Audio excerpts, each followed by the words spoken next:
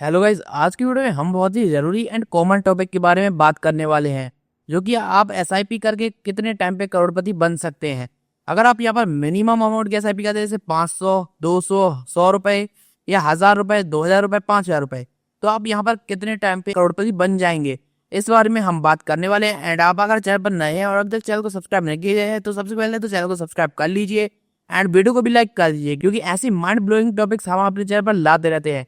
So guys, यहाँ पर सबसे पहले तो हम बात कर लेते हैं कि आप एसआईपी किस तरह से कैलकुलेट करेंगे। अगर आप एसआईपी को कैलकुलेट खुद से कर पा रहे हैं, तो आपको इस तरह की वीडियोस देखने की जरूरत नहीं पड़ेगी, आप खुद से ही कैलकुलेट कर पाएंगे एंड यहाँ पर एसआईपी को कैलकुलेट करके इन्वेस्टमेंट कर पाएंगे। So let's begin with this video.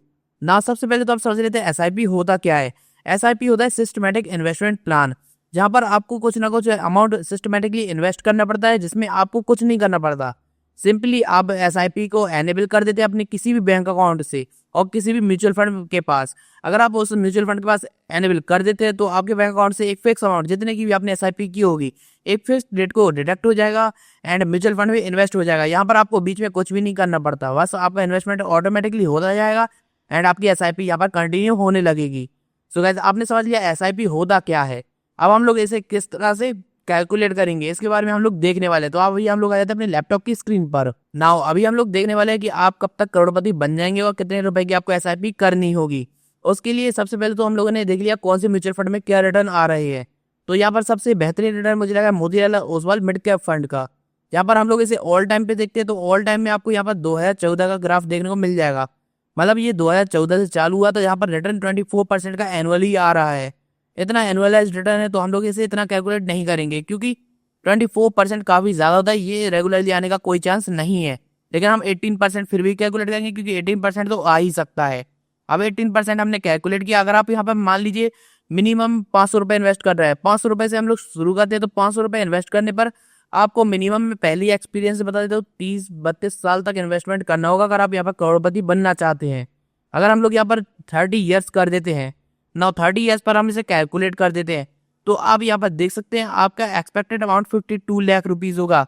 Wealth gain 50 lakh rupees का होगा एंड आपका यहाँ पर इन्वेस्टमेंट अमाउंट 1.8 लाख रुपीज होगा। जहाँ आप लोगों ने देख लिया कि आप लोग 30 साल में 52 लाख रुपीज सिर्फ कमा पाए। लेकिन अगर आप ऐसे ही कंटिन्यू करते हैं, तो आप देखिए यहाँ पर 35 ईयर्स पर आप 1.2 करोड़ रुपीज कमा लेंगे। सिर्फ 5 साल और आपको इन्वेस्ट करना होगा एंड आप यहाँ पर 1.2 करोड़ रुपीज तक पहुंच जाएंगे। आपका इन्वेस्टमेंट अमाउंट कितना होगा? ज्यादा से ज्यादा 2 लाख रुपए और बढ़ जाएगा। 1 लाख रुपए ही बढ़ने वाला है वैसे तो। यहाँ पर आपने इन्वेस्ट किया था 1.8 लाख, अब आपका 1 लाख रुपए और बढ़ जाएगा। आपने 3 लाख रुपए मान लीजिए इन्वेस्ट किए। अगर आप 3 लाख रुपए इन्वेस्ट करके 35 साल वेट करके टोटल 1 करोड़ रुपीज कमा लेते हैं, तो ये कोई छोटी बात नहीं है, काफी अच्छी बात है। यहाँ पर हम लोगों ने रिटर्न्स भी कम कैलकुलेट किए हैं, तो आप यहाँ पर देख सकते हैं कि आप 35 ईयर्स पर करोड़पति हो जाएंगे। लेकिन ठीक है, बहुत ज्यादा टाइम है, लेकिन इंडिया में ज्यादातर लोग करोड़पति नहीं होते। अगर आप लोगों को इन्वेस्टमेंट करना है और नहीं अमाउंट, तो इतने से भी इन्वेस्ट करना शुरू कर दीजिए। अगर अमाउंट है, तो आप यहाँ पर मिनिमम 5000 रुपीज की भी एसआईपी कर सकते हैं। यहाँ पर 5000 रुपीज अगर हम लोग कैलकुलेट करते हैं, तो आपको 30 ईयर्स तक रुकने की जरूरत नहीं होगी। मेरा मानना है 15 साल में आप यहाँ पर करोड़पति हो चुके होंगे। एंड कैलकुलेट करते हैं ना, 15 साल में यहाँ पर मेरा मानना गलत हुआ, 40 लाख रुपीज हुए। लेकिन अगर हम लोग यहाँ पर देखते हैं, तो आप करोड़पति हो जाएंगे 21 ईयर्स पर। 10 साल यहाँ पर सिर्फ रिड्यूस हुए हैं। सोचिए 500 रुपए और 5000 रुपए, कितना अंतर है। लेकिन रिड्यूस सिर्फ 10 साल हुए हैं, क्योंकि यहाँ पर टाइम बहुत ज्यादा मैटर करता है। इसलिए आपको ये नहीं सोच रहे अभी मेरे पास अमाउंट ज्यादा नहीं है, अभी इन्वेस्टमेंट नहीं करना है।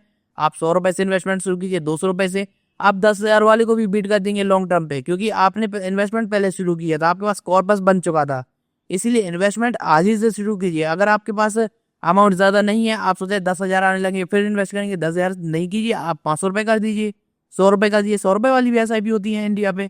एंड यहाँ पर आप लोग इजिली काफी ज्यादा अमाउंट को बीट कर सकते हैं, अगर जो आपके बाद में इन्वेस्टमेंट शुरू कर रहा है।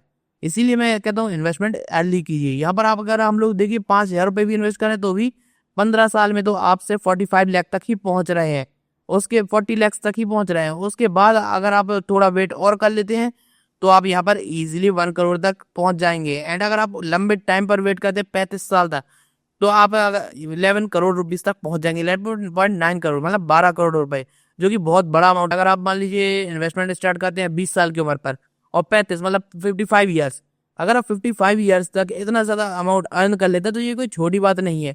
इंडिया में बहुत कम लोग होते हैं जिनके पास 10 करोड़ प्लस रुपीज होते हैं।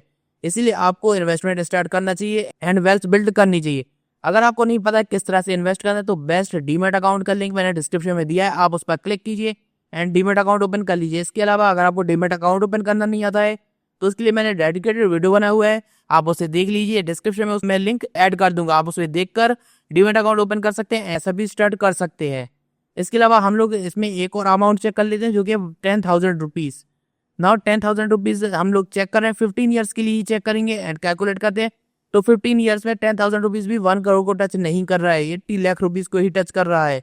लेकिन अब अगर थोड़ा और वेट करते हैं तो आप यहाँ पर इजी 1 करोड़ रुपीज़ टच कर लेंगे। जैसे कि हम लोग देखते हैं यहाँ पर देखिए 18 ईयर्स पर 1.4 करोड़ रुपीज़ एंड 35 ईयर्स तक 23 करोड़ रुपीज़। अमाउंट थोड़ा ही बढ़ रहा है लेकिन यहाँ पर रिटर्न ज़्यादा बढ़ रहा है सिर्फ टाइम की वजह से। अगर आप टाइम यहाँ पर देते हैं तो आपका छोटा भी अमाउंट है वो बड़े अमाउंट को ईजिली बीट कर देगा।